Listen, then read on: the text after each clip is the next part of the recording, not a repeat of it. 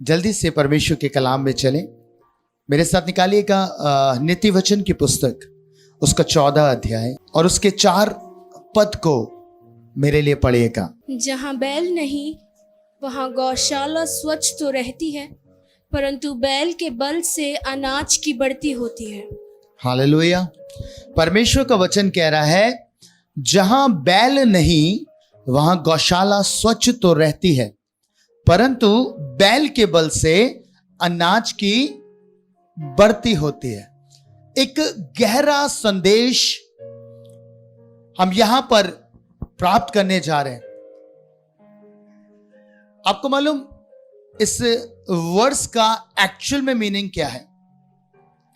इसका मतलब है, अगर हम अपने जीवन में कुछ बड़ा या फलदायी पाना चाहते हैं तो हमें उससे जुड़ी हुई चुनौतियों का, उससे जुड़ी हुई परेशानियों का, उससे जुड़े हुए दुख, उससे जुड़े हुई तकलीफों का भी सामना करना पड़ेगा, अर्थात उसे भी अपनाना होगा। यानी कि अगर आप फल चाहते हैं, आप फलवंत होना चाहते हैं, तो ये आसानी से नहीं होगा। आपको उन तकलीफों का, जीवन की उन परेशानियों का, उस संघर्ष को आपको झेलना पड़ेगा, आपको सामना करना पड़ेगा, तभी आप फलवंत हो सकते हैं, है ना।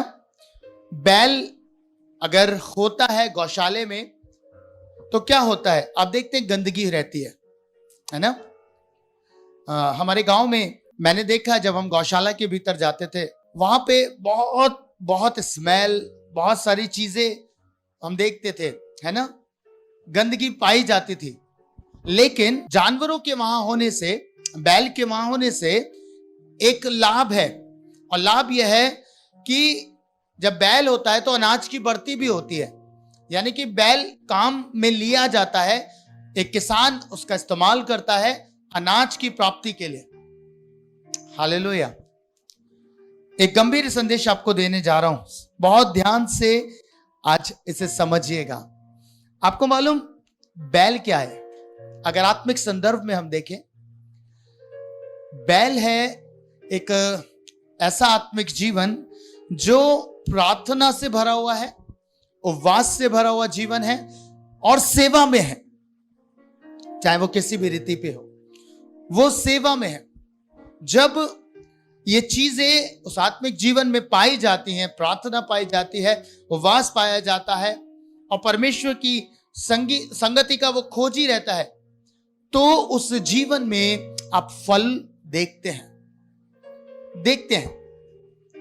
लेकिन उस प्रोसेस के बीच में, जिस प्रोसेस से एक आत्मिक जन गुजरता है, उस प्रोसेस में बहुत सारी तकलीफें भी हैं, बहुत सारा संघर्ष भी है।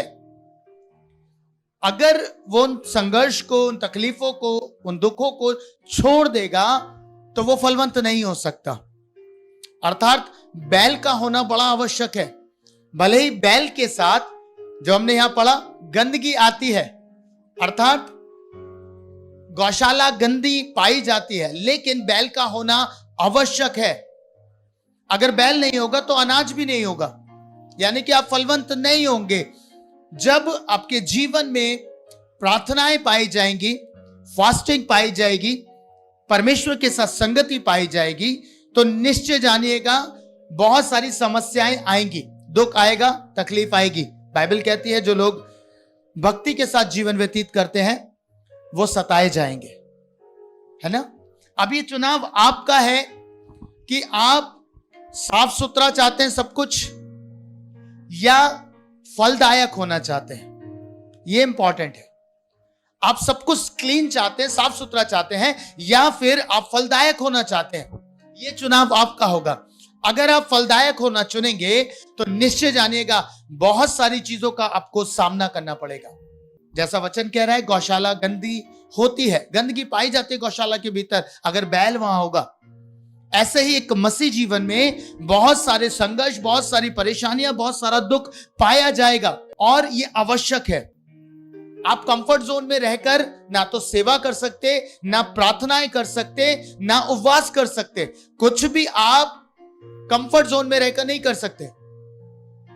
अगर आप प्रार्थनाएं शुरू करते हैं, आपका उसी दिन से एक युद्ध आरंभ हो जाता है। उसी दिन से आपके ऊपर सताव आरंभ हो जाता है, चाहे वो परिवार से हो, चाहे वो समाज से हो, चाहे वो कहीं से भी हो। आपके जीवन में ये तकलीफें आरंभ हो जाएंगी, क्योंकि बाइबल ये कहती है कि आप दुखों से होकर, तकलीफों से होकर गुजरेंगे। पर ये क्यों हो रहा होगा? सिर्फ एक कारण से, क्योंकि परमेश्वर आपको फलवंत करना चाहते हैं। हालेलुया। बाइबल भी कहते हैं यूहन्ना रचित सुसमाचार में कि डाली को काटा और छांटा जाता है इसलिए कि वो जला दी जाए, नहीं, इसलिए कि वो फलवंत हो। यानी कि ये कटाई, ये छटाई दुख को, तकलीफ को, परेशानियों को रिप्रेजेंट करती हैं, चुनौतियों को रिप्रेजेंट करती हैं, जो एक मसीह जीवन के भीतर पाई जाती हैं। आप उठा के देखिएगा बाइबल, जो परमेश्वर के मार्गों में चले, जिन्होंने परमेश्वर को फॉलो किया और उन्हें फल की चिंता थी, अर्थात लोगों की आत्माओं की चिंता थी, लोगों के उद्धार की चिंता थी, उन्होंने परिश्रम किया। वो कंफर्ट जोन में नहीं रहे, है ना, साफ सुथरा नहीं रहे, अर्थात वो परिश्रम में उतर गए, तकलीफों से होके गुजरे। पौलुस हमारे सामने एक ऐसा उदाहरण है जिसके विषय में बाइबल कहती है कि वो बार बार सताया गया, उसे कोड़े पड़े। कितनी बार? उसे 5 बार उसने कोड़े खाए, उसने बहुत तकलीफ सही। पर पता है रिजल्ट क्या था? अगर पौलुस ये सब कुछ नहीं सहता, अगर पौलुस उस पीड़ा से नहीं जाता, तो वो रिजल्ट भी नहीं आता जो हम आज देख रहे, जहां मसीहत इस कदर फैल गई है। हालेलुया। किस कारण से हुआ? क्योंकि एक ने एक निर्णय लिया, और वो निर्णय ये था कि मैं क्या करूंगा? मैं परिणाम को देखूंगा, प्रक्रिया को नहीं देखूंगा। हालेलुया। अर्थात मैं उस प्रोसेस को नहीं देख रहा हूं कि मैं दुखों से जा रहा हूं, मैं तकलीफ से जा रहा हूं। मैं उस एंड को, उस परिणाम को देखूंगा जो इसके बाद आएगा, अर्थात मैं उन फलों को देखूंगा जो इसके बाद आएंगे। हालेलुया। समझ आ रही है? जो इसके बाद आएगा। खुदा के लोगों, आपसे कुछ कहना चाहता हूं। आपके जीवन में आपको कंफर्ट जोन छोड़ना पड़ेगा, है ना। आत्मिक रीति पे उस बैल के समान होना पड़ेगा जो अनाज को उत्पन्न करता है। और यह उत्पन्न होगा जब आपके जीवन में प्रार्थनाएं होंगी, आपके जीवन में उपवास होगा, आपके जीवन में परमेश्वर के प्रति प्रेम होगा। कि सब दुखों से होकर भी आप जा रहे होंगे, तकलीफों से होकर भी आप जा रहे होंगे, उसके बावजूद भी आप फल की ओर दृष्टि लगा के बैठे होंगे कि मुझे पता है इसका परिणाम यह होगा, भले ही आज मैं तकलीफों से जा रहा हूं। हालेलुया। कभी भी जिंदगी में, जैसा यहां पे लिखा है, फिर से समझिएगा, मैं बार बार इसको रिपीट कर रहा हूं, लिखा है जहां बैल नहीं वहां गौशाला स्वच्छ तो रहती है, परंतु बैल के बल से अनाज की बढ़ती होती है।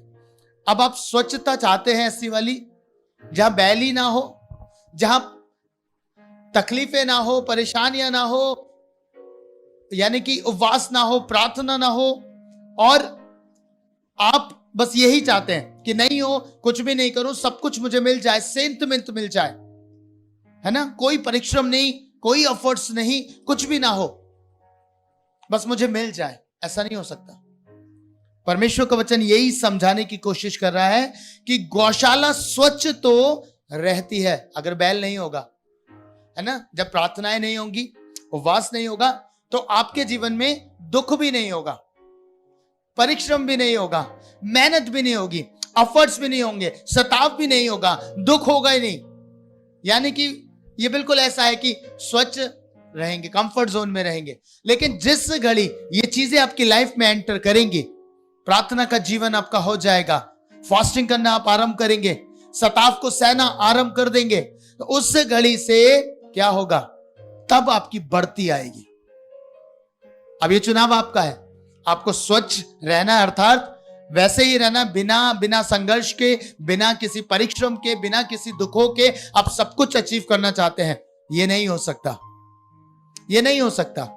आत्माओं के उद्धार के लिए हमारे प्रभु यीशु मसीह ने कांटों का ताज पहना, उसने हमारे लिए उस क्रूस को उठाया, उसने हमारे लिए कोड़े खाए, उसने हमारे लिए सब कुछ किया। किस लिए? हमारे उद्धार के लिए। आप समझ रहे हैं? उसने सारी पीड़ाओं को सहा, वो कंफर्ट जोन में नहीं रहा, उसने सब कुछ सहा।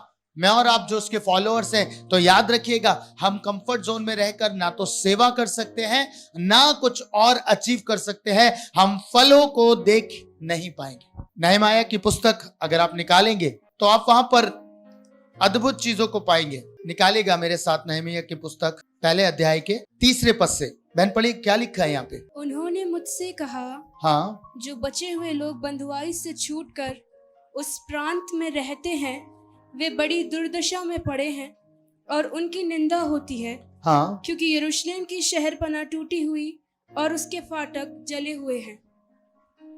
नहमाया के पास एक संदेश आया और उसने लोगों की दुर्दशा देखी और उसने कहा कि यरूशलेम की जो शहरपनाह है वो टूटी हुई है और उसके फाटक जले हुए हैं। अब परमेश्वर का वचन कहता है, जब उसने ये सुना, 4 पद में लिखा है, ये बातें सुनते ही मैं बैठकर रोने लगा और कितने दिन तक विलाप करता और स्वर्ग के परमेश्वर के सम्मुख उपवास करता और ये कहकर प्रार्थना करता रहा, हे स्वर्ग के परमेश्वर यहोवा, हे महान और भय योगेश्वर, तू जो अपने प्रेम रखने वाले और आज्ञा मानने वाले के विषय अपनी वाचा पालता और उन पर करुणा करता है। क्या किया नहमाया ने? परमेश्वर का वचन कहता है कि जैसे उसने सुना शहरपनाह टूटी हुई है, लोग दुर्दशा में पड़े हैं, वो विलाप करने लगा। और 2 वर्ड यहां पे यूज है, वो प्रार्थना करने लगा और उपवास करने लगा। और आपको मालूम, ये व्यक्ति एक कंफर्ट जोन में था, इसके पास एक कंफर्ट जोन था। क्या था ये? क्या करता था? पिलाने हारा था, है ना? कितने कंफर्ट जोन में था? राजा के हाथ में बस प्याला थमा देता था। आप समझ रहे हैं कितना आरामदायक स्थिति में था। लेकिन जिस घड़ी इसको ये वर्ड मिला, जिस घड़ी से ये पता चल गया कि शहरपनाह टूटी हुई है और उसके फाटक जले हुए हैं, तुरंत ये प्रार्थना में और उपवास में बैठ गया। हालेलुया। इसने वो कंफर्ट जोन नहीं चाहा, पर इसने उस बैल को चाहा, अर्थात वो प्रार्थना में उतर गया, वो उपवास में उतर गया, क्योंकि वो जानता था कि जब मैं प्रार्थना करूंगा, जब मैं उपवास करूंगा, तभी परमेश्वर अपना मार्गदर्शन देगा। और नहमाया के लिए शहरपनाह का निर्माण आसान नहीं था, बिल्कुल भी इजी नहीं था। आप पढ़ेंगे कितना मुश्किल था उसके लिए, उसने कितनी चुनौतियों का सामना किया, कितनी परेशानियों का सामना किया, कितना सताव झेला। जब आप 1 से और 6 अध्याय लगातार पढ़ेंगे, आपको पता चल जाएगा कितना विरोध उसने सहा। जब उसने शहरपनाह का निर्माण आरंभ किया तो कुछ लोग आ गए, संबलत और तोबिया, ये सब आकर नहमाया का विरोध करने लगे और कहने लगे कि इसको जो तुम बना रहे हो, जो काम तुम कर रहे हो, मजाक उड़ा रहे थे, ठट्टों में उड़ा रहे थे, बहुत बातें करी। और यहीं पे नहीं रुके, बार बार वकीलों को पैसा भी दिया, है ना? यहां तक कि नहमाया को मारने का षड्यंत्र भी किया गया। इन सारी परिस्थितियों के बावजूद, इन सारी परेशानी, दुख, समस्याओं के बावजूद भी बाइबल कहती है कि उसने शहरपनाह का निर्माण पूरा किया। हालेलुया। और कितने दिन में बनाया पता है? एक अमेजिंग काम हुआ। 52 दिनों में शहरपनाह, वो दीवार खड़ी हो गई। हालेलुया। क्या हुआ? किसी ने बैल का इस्तेमाल किया, उसने उस स्वच्छता को नहीं चाहा, उस कंफर्ट जोन को नहीं चाहा, पर बैल का इस्तेमाल किया और उसके कारण से क्या हुआ? बाइबल कहती है एक बड़ा काम हुआ। 52 दिन के अंदर शहरपनाह बनकर खड़ी हो गई। हालेलुया। लोग जो निरुत्साहित थे, जो निराशा में थे, अब उनके अंदर एक जोश भर गया। वो सब परमेश्वर की बड़ाई करने लगे। नहमाया ने ये इजली नहीं पा लिया, उसने संघर्ष किया, उसने परिश्रम किया, उसने बहुत सताव सहा, बहुत दुखों से होकर वो गुजरा। इजी नहीं था और इसीलिए ऐसा फल देखने पाया। हालेलुया। प्रभु के जितने दास हुए, मूसा हुआ, मूसा के विषय में देखिएगा, परमेश्वर ने मूसा को भेजा कि फिरौन से इजराइलियों को निकाल के लेके आ। अब कितना आराम से था मूसा तो बेचारा, है ना। कहां था? राजा के राजमहल में था, सब कुछ आरामदायक था, सब कुछ इजी था। और परमेश्वर का वचन ये कहता है कि उसने राजमहल में रहना उचित नहीं समझा, वरन उसने अपने इजरायली भाइयों की सुधि ली, क्योंकि वो आने वाली उस बात की खोज में था, उस आशा की खोज में था। उसने मानो यीशु को देख लिया हो पहले से ही कि वो मेरे लिए इंपॉर्टेंट है कि मैं इजरायलियों के पास जाऊं और अपने लोगों को बंदवाई से छुड़ाऊं, कंफर्ट जोन से बाहर आकर, है ना, आरामदायक चीजों से बाहर आकर मैं इजरायलियों के पास जाऊं और उन लोगों को आजाद करूं। और आप जानते हैं वो चला तो गया, पर क्या आसान था? परमेश्वर ने ऐसा कह दिया था तू जाएगा, फिरौन मान लेगा और इजरायली बाहर आ जाएंगे। क्या बिल्कुल ऐसा ही था? कैसा था? बाइबल कहती है वो बार बार जाता और यहां तक वो सताया गया, उसके लोग ही उसके दुश्मन बन गए और उसको कहने लगे। जब पहली बार उसने जाके फिरौन से बातें करी और इजरायलियों के ऊपर पीड़ा बढ़ गई, तो लोग ही उसके विरोध में आके कहने लगे तू हमें क्यों तकलीफ देने आ गया है, तेरे कारण से हमारी पीड़ा बढ़ गई है। और पूरे जंगल के रास्ते जब वो निकाल के ले आया, अब पूरे जंगल के रास्ते उसे देखिएगा, मूसा कितना कुछ सहता था, कितना परिश्रम कर रहा था। पता है क्यों? क्योंकि एक ही चीज उसके सामने थी, उसके सामने इस प्रोसेस को उसने नहीं देखा, उसने परिणाम को देखा कि हाँ, परमेश्वर ने इनके उद्धार की योजना बनाई है। हालेलुया। इनको निकालने की योजना प्रभु की है।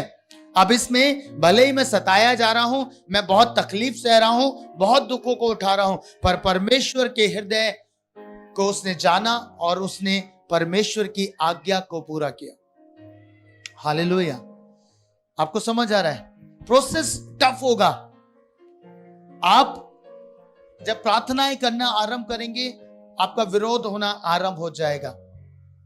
कुछ लोग हैं, जब उनकी काउंसलिंग करता हूं तो वो हमेशा एक बात कहते हैं, भैया जब हमने आरंभ किया तो सब कुछ बड़ा इजी होता था, इजीली हम प्रार्थना कर पाते थे, इजीली हम खुदा की उपस्थिति का अनुभव कर पाते थे, पर कुछ ही समय के बाद हम बैठते तो हैं पर प्रार्थना में उसकी उपस्थिति नहीं होती। और अब बहुत सारे थॉट्स, बहुत सारे पाप बार बार हमें याद आते, स्मरण हम करते हैं। क्यों ऐसा होता है?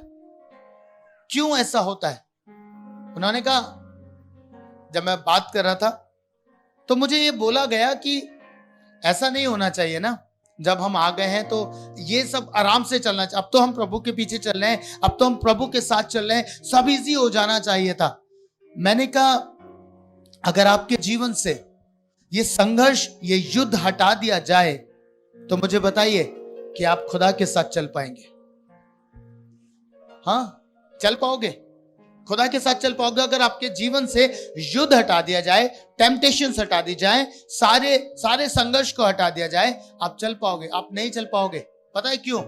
क्योंकि जितना अधिक हम दुख में जाते हैं उतना हम खुदा के करीब आते हैं, और जितना हम आरामदायक चीजों में चले जाते हैं उतना हम खुदा से दूर हो जाते हैं। मैंने संडे में प्रीच किया था, मैंने कहा जब पेट भर जाता है तो हम खुदा को भूल जाते हैं।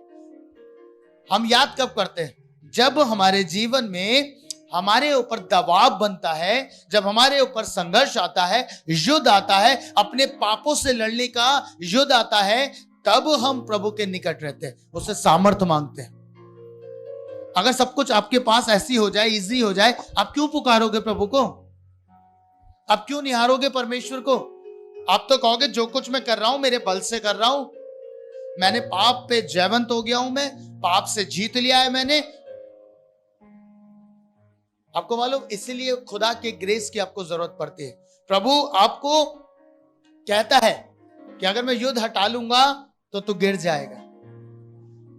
उसका युद्ध में, हमारा युद्ध में बना रहना ही इस बात को प्रमाणित करता है कि हम लड़ रहे हैं कि हमें पाप की दशा में नहीं जाना, हमें पवित्रता की दशा में जाना है, हमें पवित्र रहना है। अगर ये संघर्ष ना हो, ये प्रेशर ना हो, आप नहीं अचीव कर पाएंगे, आप फलवंतता की दशा में नहीं आ पाएंगे। विलियम कैरी, परमेश्वर के महान दास, उन्होंने बहुत गरीबी का सामना किया, यहां तक कि बच्चों की मृत्यु का सामना भी किया। उन्होंने बहुत कुछ सहा, पर आप देखिएगा उनके द्वारा भारत में बड़ा काम किया गया। हालेलुया। कितने ट्रांसलेशंस उन्होंने किए, सब कुछ किया, कितना एफर्ट उन्होंने डाला, ये उनका फल था। पर इजी थोड़ी ना था, कितना सताव सह रहे थे, सरकार का प्रेशर, सारे प्रेशर, सब कुछ झेलने के बाद वो इस कार्य को कर पाए। मैं एक बार प्रभु के एक दास मुरादाबाद में ही है, वो बाहर से आए हैं, उनको लैंग्वेज का बहुत प्रॉब्लम था, उनसे मेरी बात हो रही थी। उन्होंने कहा परमेश्वर ने मुझे दर्शन दिया और मुझे यहां भेजा है कि मैं इंडिया में यहां आकर इस जगह पे आकर सेवा करूं। और जब वो मुझे बता रहे थे तो मैंने उनसे पूछा, आप जब यहाँ पे आए आपको तो आती नहीं होगी भाषा? कह रहे नहीं, मुझे बड़ा स्ट्रगल करना पड़ा और आज भी मैं स्ट्रगल करता हूं।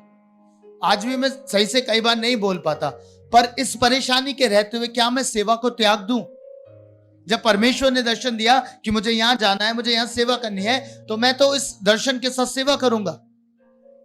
जितने फॉरेनर्स हुए, जितने मिशनरीज हुए, वो जब इंडिया में आए, उन्होंने सेवा करी तो किस विजन के साथ करी? उनके पास क्या परेशानियां नहीं थी? पहले आए, लैंग्वेज सीखी, है ना, बहुत सारी चीजें उन्होंने करी, बहुत दुख सहा, परिवारों को छोड़ छोड़ कर आए, कितनी तकलीफ उन्होंने सही। पर किस लिए? क्योंकि उनके लिए एक ही चीज आवश्यक थी कि परिणाम वो देखें, लोगों के जीवन में उद्धार आ जाए। यही बस वो चाहते थे कि परमेश्वर प्रभु यीशु मसीह के उस कार्य को पूरा करें।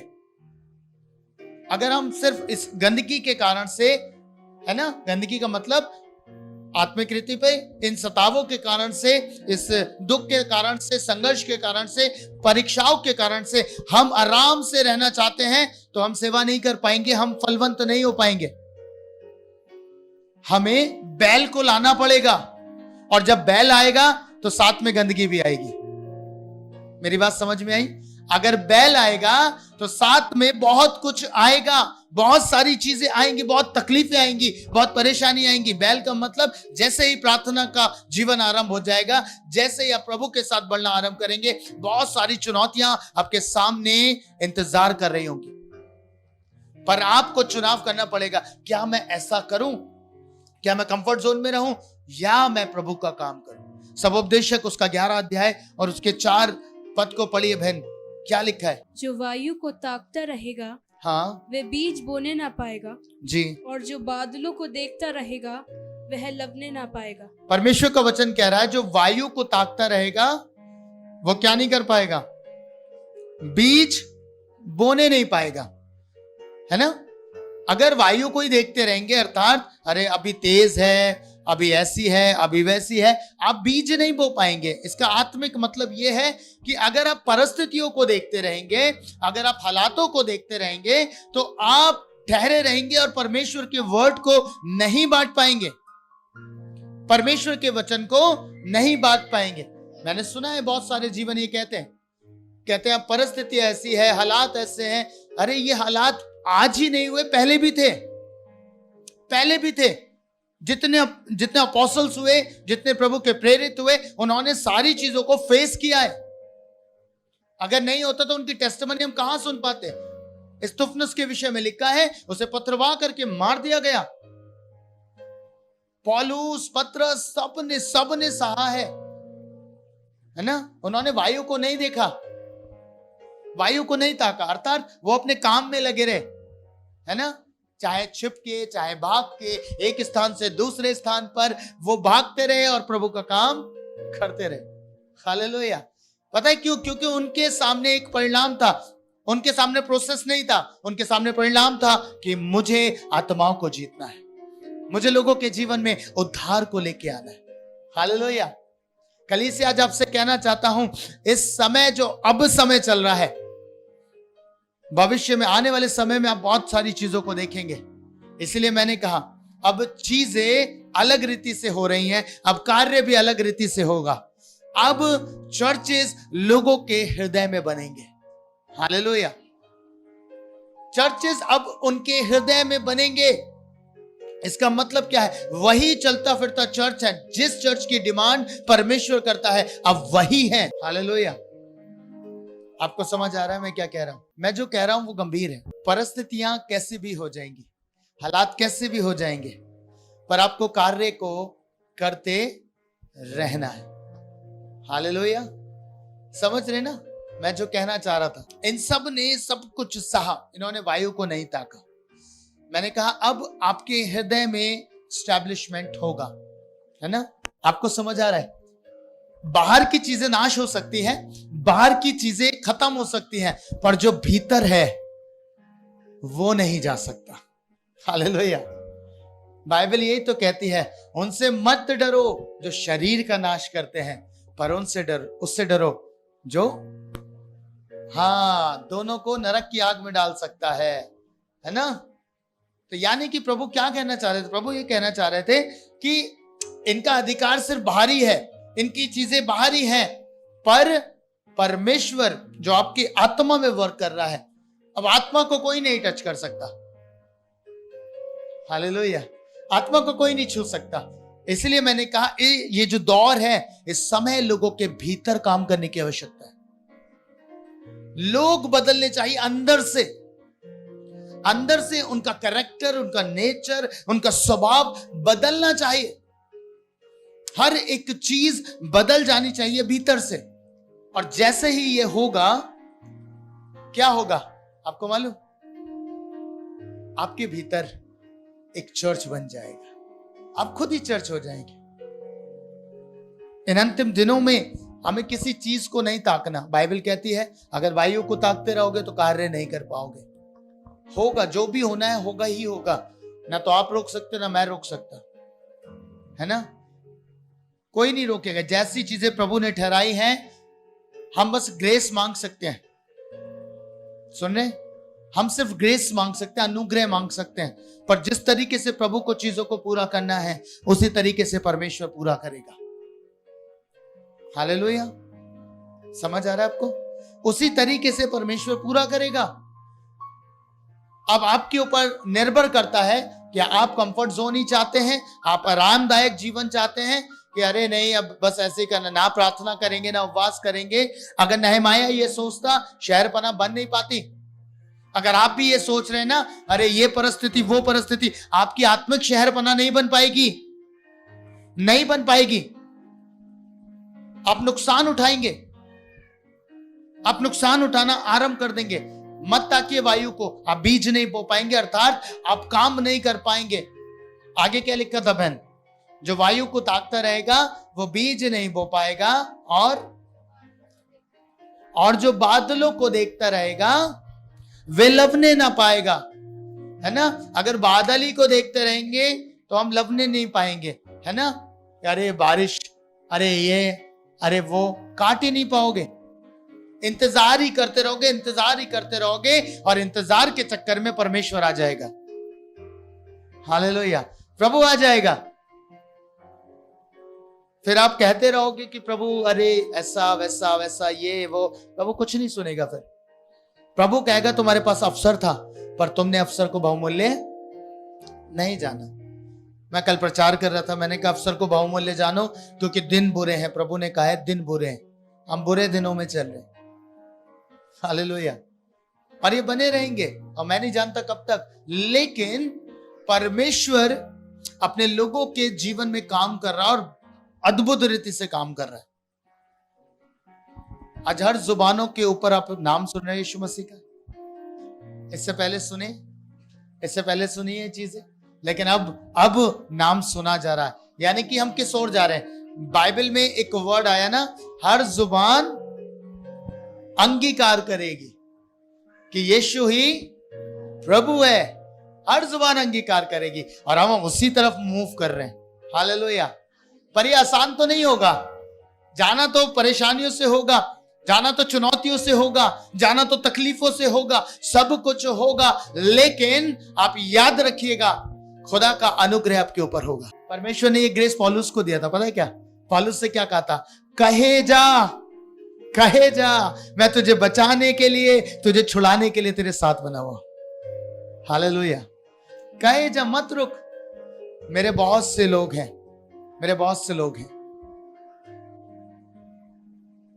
नीति वचन उसका 12 अध्याय उसके 11 वचन को और पढ़िए बहन। जो अपनी भूमि को जोतता हाँ वह पेट भर खाता है, हाँ। परंतु जो निकम्मों की संगति करता वह निर्बुद्धि ठहरता है। परमेश्वर का वचन फिर कह रहा है, जो अपनी भूमि को जोतता वह पेट भर खाता है। जब आप परिश्रम करेंगे ना अपनी आत्मिक भूमि के लिए, जब आप मेहनत करेंगे, सतावों के होते हुए, दुख के होते हुए, तकलीफों के होते हुए भी आप परिश्रम करेंगे, तो आप क्या करते हैं? आप अपनी भूमि को जोतते हैं। और जब ऐसा होता है तो बाइबल कहती है अगर आप मेहनत करेंगे, भूमि को जोतेंगे, तो आप पेट भर खाएंगे, अर्थात आप फलवंत होंगे, आप फ्लरिश होंगे। जो बाइबल में मैंने पढ़वाया कि जब बैल होगा तो क्या होगा? अनाज की बढ़ती होगी। जब आपके जीवन में प्रार्थनाएं होंगी, उपवास होगा, सारे परिश्रम के होते हुए भी, सारे सताव के होते हुए भी, सारी तकलीफों के होते हुए भी आप इन चीजों को थामे रहेंगे, आप बने रहेंगे और आप अपनी भूमि को अर्थात अपनी स्पिरिचुअल लैंड को आप फीड करेंगे वर्ड से। आप इसे जोतेंगे, आप इसे बोएंगे तो आप पेट भर खाएंगे।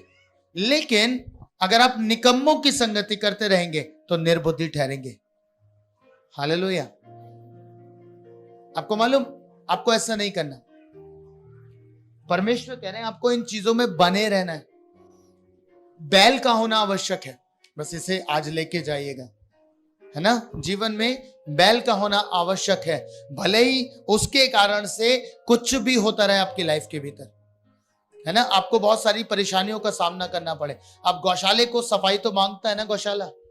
अगर बैल होगा तो भाई गोबर भी हो जाएगा, भाई गंदगी भी होगी, सारी चीजें होंगी, सारी बातें खराब होंगी और उसकी सफाई करनी पड़ेगी, यानी कि परिश्रम करना पड़ेगा, मेहनत करनी पड़ेगी आपको, है ना। पर बैल का होना आवश्यक है।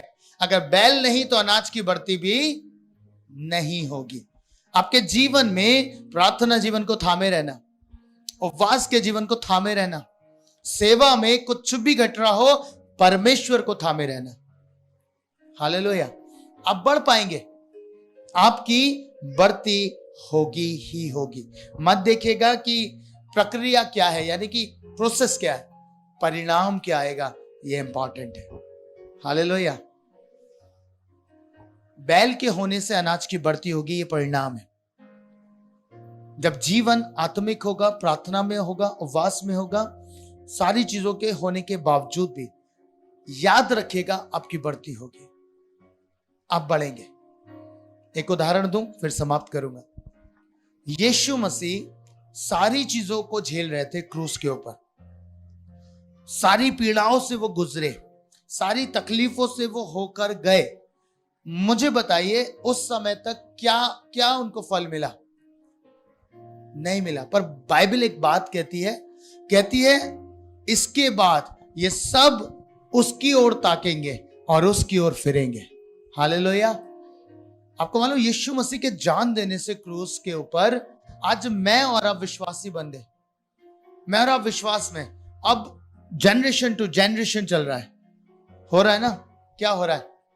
एक सताव के कारण से, एक तकलीफ के कारण से बढ़ोतरी हो रही है, फल दिख रहे हैं, अनाज बढ़ रहा है। हालेलुया। अनाज बढ़ रहा है ना, बढ़ रहा है। लोगों के हृदय में यीशु मसीह आ रहे हैं, लोगों की लाइफ में यीशु मसीह इम्प्लांट हो रहे हैं, उनके जीवन ट्रांसफॉर्म हो रहे हैं, उनकी लाइफ बदल रही है। हो कैसे रहा है? प्रभु कैसे? क्रूस पर आपने तो तकलीफ सही, फिर ये फल कैसे? बैल के होने से अनाज की बढ़ती होती है। सताव तो झेलना पड़ेगा, दुख तो झेलना पड़ेगा अगर फल चाहते हैं तो। किसान परिश्रम करता है, पता है किस लिए? उत्तम फसल के लिए मेहनत करता है ताकि वो उस फसल को प्राप्त कर सके। हालेलुया। तो ये मत सोचिएगा, चुनाव करिएगा, बैल का होना आवश्यक है ना। आप स्वच्छता में रहना चाहते हैं, कंफर्ट जोन में ही रह सकते हैं, स्वच्छता में बिल्कुल कुछ ना हो आसपास, कमरे में बैठो आराम से, है ना, कुछ नहीं करना, बस बैठ जाओ, कोई परिश्रम नहीं होगा, गंदगी नहीं होगी तो परिश्रम भी नहीं होगा, है ना। पर अगर गंदगी है तो परिश्रम भी करेंगे, मेहनत करेंगे और परमेश्वर में आप आगे बढ़ेंगे। खुदा करे आज का ये संदेश आपके जीवनों को बदले, आज का ये वर्ड आपकी लाइफ को ट्रांसफॉर्म करे। मसीह में प्रिय भाइयों बहनों, अगर आप प्रभु के दास अभिषेक सिंह के द्वारा दिए गए वचन व प्रकाशन व प्रार्थना के द्वारा आशीषित हुए, परमेश्वर की आत्मा ने आपसे बातें की, तो आप जरूर से अपने अनुभवों को हमारे साथ साझा करें। अगर आपके जीवन में कोई गवाही है तो उससे भी आप जरूर से हमारे साथ बांटें। आप हमें प्रार्थना भवन पर संपर्क कर सकते हैं। हमारा नंबर है 8868986734। मैं दोहराती हूँ 8868986734। अगर आप हमारी सेवकाई से जुड़ना चाहते हैं तो आप हमारे दिए गए व्हाट्सएप नंबर पर अपने नाम को, अपने शहर के नाम को भेज सकते हैं, या फिर आप हमें कॉल भी कर सकते हैं। हमारा नंबर है 8868986734। यदि आप हमें भारत के किसी भी क्षेत्र से देख रहे हैं और सेवकाई में मदद करना चाहते हैं, तो इस समय आपकी स्क्रीन पर जीसस केयर मिनिस्ट्रीज का QR कोड और बैंक डिटेल्स दिखाई जा रही हैं। आप उसके माध्यम से अपने दानों और दशमांश को बो सकते हैं। अगर आप प्रभु के दास के द्वारा दिए गए वचनों को सुनना चाहते हैं और आराधना के गीतों को सुनना चाहते हैं, तो आप हमारे YouTube चैनल्स को सब्सक्राइब कर सकते हैं। और इस घड़ी हमारे YouTube चैनल्स के नाम आपके टीवी स्क्रीन्स पर दिख रहे होंगे। आप हमें Facebook और Instagram पर भी फॉलो कर सकते हैं। परमेश्वर आप सबको आशीष दे।